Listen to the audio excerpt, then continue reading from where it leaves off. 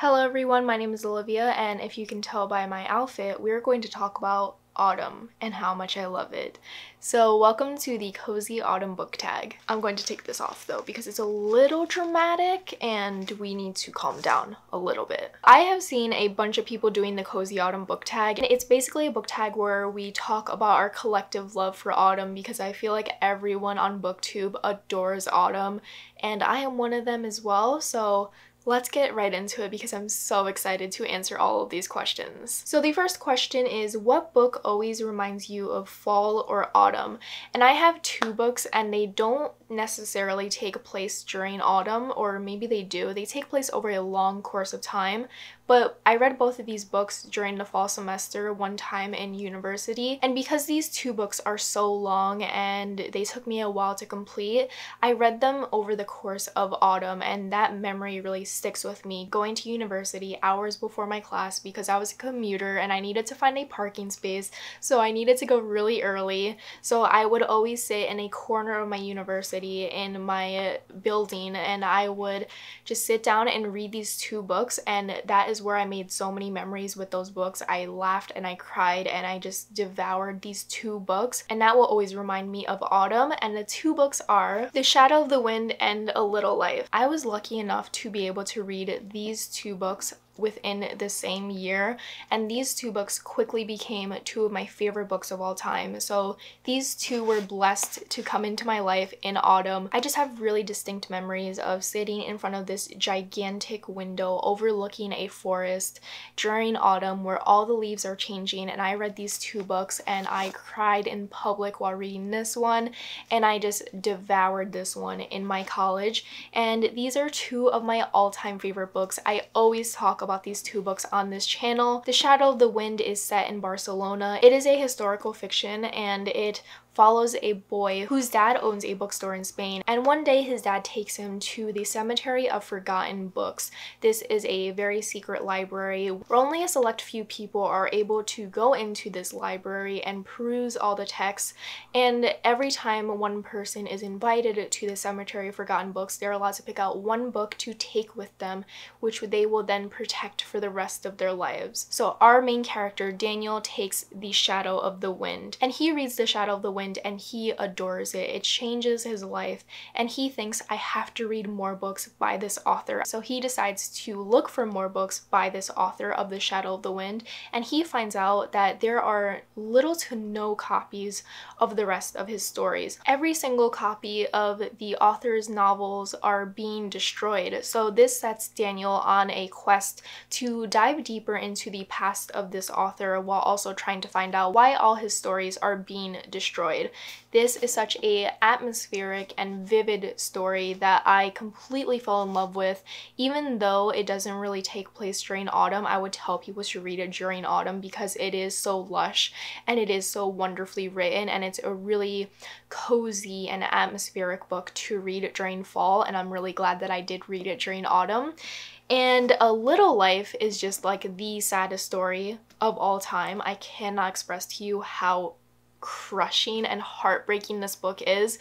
My best friend Sarah always laughs at me because every time I see this book in a bookstore, like tears well up in my eyes because I just think about the story that it has to tell and the journey that it took me on, and I just like want to cry because it is so emotional. A Little Life follows four men as they grow closer together during college, and they move to New York together and really begin their life in New York after college, and this follows the entirety of their lives together. But our main character, Jude, is the center of this friend group and this story. Jude is the one friend whose past isn't really known, and the other friends don't feel like they truly know Jude. So this book explores Jude's past and what made him the man he is today, and the things that Jude had to go through in his life is horrific and heartbreaking, and this is the one character that I just wish I could bundle up and protect for the rest of my life because he deserved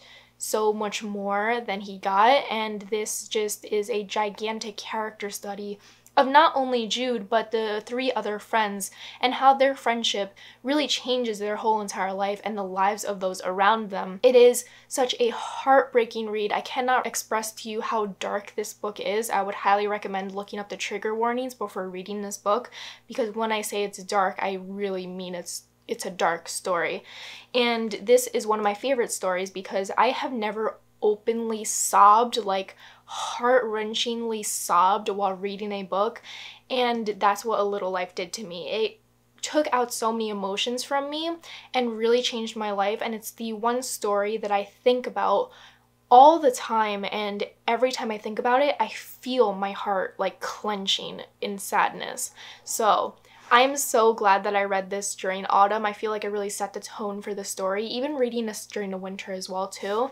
And this will always remind me of autumn because of the memories I attached to it while reading it in my university. I really went in on that question, so I'm sorry. But next question is, what is your favorite autumnal book cover? And I'm gonna be really simple with this one. A book that just screams autumn to me is Pumpkinheads. Pumpkinheads is an autumnal paradise of a graphic novel. It follows these 2 characters who work in a pumpkin patch, and shenanigans ensue while working at the pumpkin patch on the last day that the pumpkin patch is open.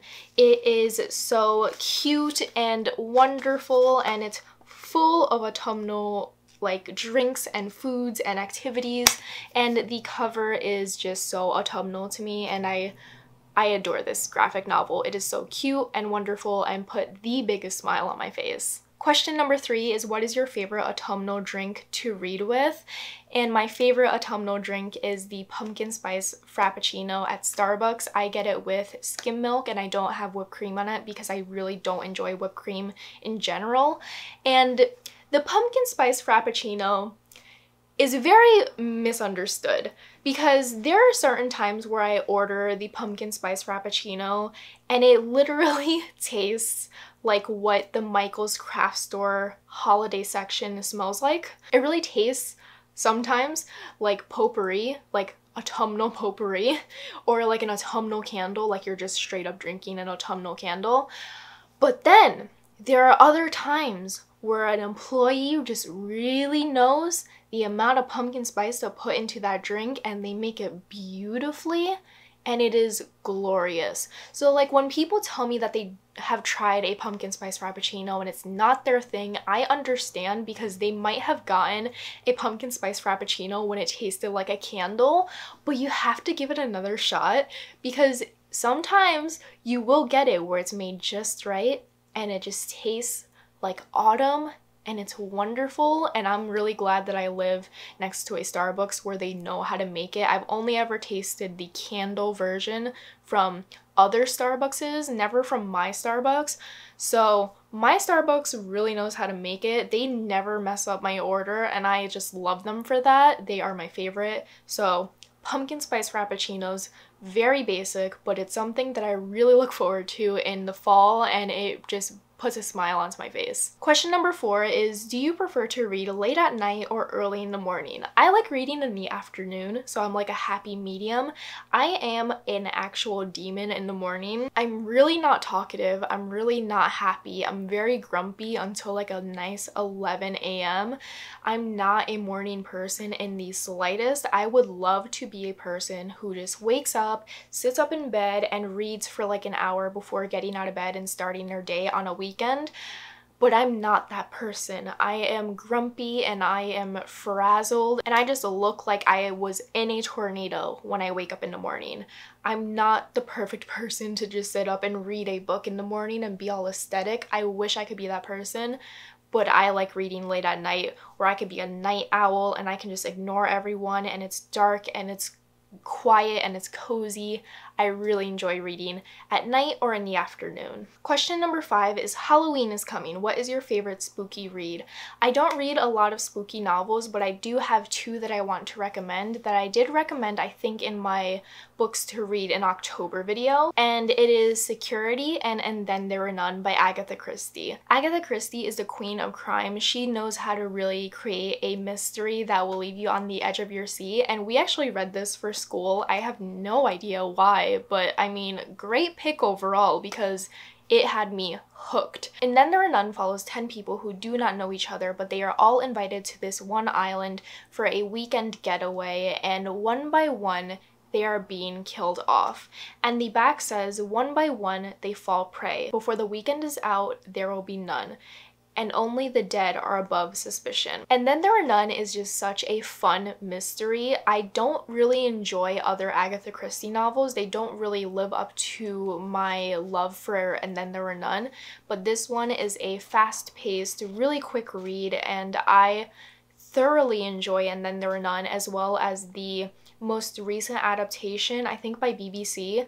Phenomenal. It's like 3 hours long. It's utterly ridiculous in its length, but wow, is it wonderful. I wish I had the Blu-ray of it because it's not streaming anywhere, but it is just so wonderfully made in the way that the aesthetic is and the way that it's just adapted. I think it's phenomenal. And then we have Security. Security follows a group of employees who work at the Mandalay Resort, and the Mandalay Resort is about to open up, and they are preparing for the grand opening, I think like the night before or a couple nights before. And it follows the employees' perspectives, and it also follows a perspective of a killer who is killing off these employees one by one. You get a really omnipresent perspective of these characters through surveillance, because this Mandalay Resort has a heavy security system, so there are cameras virtually everywhere, and you are seeing these killings through these cameras basically. And Security is a book that I recommend to every single person, and nobody has picked it up. I picked it up because a friend from Bookstagram recommended it to me, and I completely adored it, and I needed my own copy, so now I have one. And it is really short. It's jam-packed with action. It feels like a Scream movie in book form, in the way that it is structured, in the way that it is written. There's not a moment of dullness. It is just jam-packed. Once you start the novel, you will not want to put it down. So I would highly recommend this because I always recommend it and nobody has picked it up yet, and I think I might reread it because I really miss the story and the way that it's written. I think it's one of the most unique novels that I have read. Question number 6 is, what is a comfort read to you? And I don't really have a comfort read because I don't really reread novels. There are comfort authors that I love, like Maureen, who is a wonderful YA contemporary author who writes these really heartwarming yet serious contemporaries that I just really adore. But then I thought about a novel that just felt like drinking a cup of coffee that you want to savor every single sip of it. So it is The Starless Sea by Erin Morgenstern. This took me a solid month to read on its own, and that never happens, but I just really wanted to savor this story and really take my time with it like I would with a cup of coffee that I enjoy. And it is so lush and so beautifully written, unlike anything I've read before, but is somewhat similar to The Shadow of the Wind in the way that it's atmospheric, in the way that it's really centered around the love for books. And it brought me so much comfort and it just really took me on a journey that I never wanted to end, and I cannot stop thinking about the Starless Sea and how magical it is. So it brought me a lot of comfort in that way. Question number 7 is, what is your favorite autumnal reading snack? I really like pumpkin pie. I really like baking pumpkin flavored treats like pumpkin cookies or pumpkin bread. I also really enjoy chocolate covered pretzels. I usually have it around autumn time or winter time. And I think that's it. I'm not really a big dessert type of person, but I do love pumpkin flavored treats. Question number 8 is, what is your favorite autumnal candle to burn whilst reading? And I really enjoy like vanilla cookie scented candles. I love smelling like a bakery, and I also really enjoy pumpkin scented candles, of course. I love anything pumpkin. I just think it's like the most superior scent in the world, and I really enjoy burning pumpkin candles, and every time I smell one in a store when it's not autumn, it just brings back so many memories of autumn and really puts a smile onto my face because I just know autumn is coming. So I love smelling autumn candles when it's not autumn because it's like instant serotonin for me. Question number 9 is, when you're not reading, what is your favorite autumnal activity? I really enjoy watching autumnal movies. I love watching movies more than I like reading books, if you did not know. I really enjoy Halloween Town. I love watching The Nightmare Before Christmas. I really enjoy watching Clue during Halloween time because the little murder mystery aspect of it just reminds me of autumn and like the spookiness of it all. I just really enjoy watching a ton of movies during autumn because it's really chilly and gloomy outside, so why not curl up with some candles lit and some coffee and watch a autumnal movie. Question number 10 is, what is on your autumn reading list? I really want to read We Have Always Lived in the Castle by Shirley Jackson. This is a novel that a ton of people have recommended to me over time, and I really want to read more of Shirley Jackson's works, and this seems like the perfect autumn read. And I also really want to read Rebecca because I think it's becoming a Netflix movie, and I really want to read Rebecca before the movie comes out so I can compare and contrast the text, and I love gothic classics, so I'm very excited to read Rebecca. I don't know anything about it, but I will find out because I will be reading it this autumn. And I also really want to get to The Invisible Life of Addie LaRue by V.E. Schwab. This is a book that we are all highly anticipating, and it comes out in October. By the time this video is up, it will probably already be out, and I am so looking forward to this novel. It is about a woman named Addie LaRue, and she makes a deal with the devil, but because of that deal with the devil, she is cursed to be forgotten by every single person that she meets. Right after they meet her, they completely forget her until she bumps into someone who does not forget her. And it just sounds like the perfect story. It just sounds like everything I want and more, and I am so excited to get to this book, and I am just aching to get to this as soon as possible. So those are all the questions for the Cozy Autumn book tag. I had so much fun with this. It just brought me so much happiness to think about autumn and all the things that I love about it. Let me know what autumnal reads you are planning to read in October and November. I would love to know. And if you like this video, be sure to like and subscribe if you want to see more from me in the future. And I hope you all have a wonderful day. If any of you want to do this tag as well, feel free to do so, and feel free to tag me in it so I can see your video as well. I hope you'll have a wonderful day and stay cozy. Bye!